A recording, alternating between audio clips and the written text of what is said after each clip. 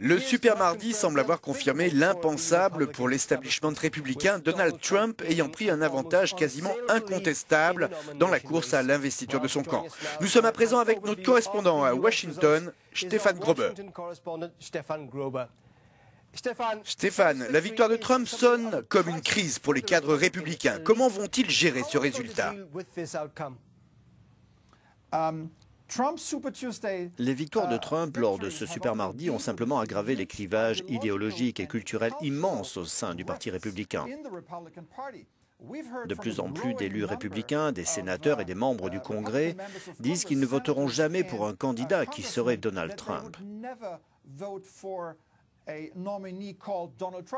Et ce n'est jamais arrivé, c'est sans précédent.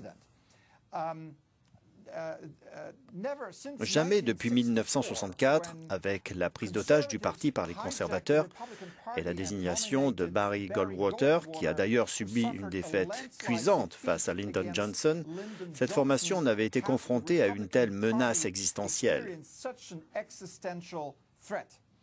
Et les républicains sont pris dans une véritable guerre civile interne et on ne voit pas vraiment comment ils pourraient se réconcilier d'ici la campagne pour la présidentielle elle-même.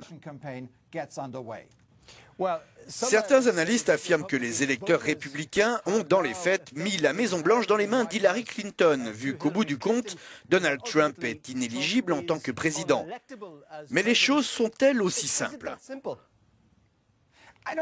Je ne crois pas que ce soit aussi simple que ça. Hillary Clinton n'est pas une candidate parfaite, elle a beaucoup de problèmes. Et Donald Trump est probablement le cadet de ses soucis. Elle a des problèmes avec la justice. Elle doit prouver qu'elle peut apporter un changement positif tout en valorisant le bilan de Barack Obama. Et puis, bien sûr, elle doit adopter une ligne délicate pour le reste de la campagne des primaires en attaquant Bernie Sanders et en se présentant en même temps comme une présidentiable. Il ne faut pas qu'elle se mette à dos les partisans de Bernie Sanders, parce qu'elle a besoin d'eux lors de l'élection générale.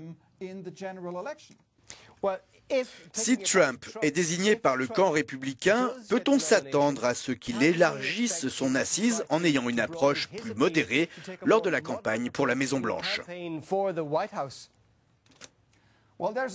Eh bien, la réponse est simple, non. Je ne peux pas imaginer une chose pareille.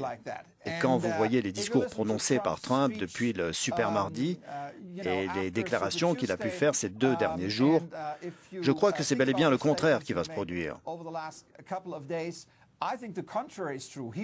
Il va mettre les bouchées doubles sur ses propositions, comme de construire un mur entre les États-Unis et le Mexique et beaucoup d'autres choses. Je ne le vois pas se transformer comme par magie en un candidat modéré. Stéphane Grobe à Washington, merci pour votre analyse. Thank you, Neil.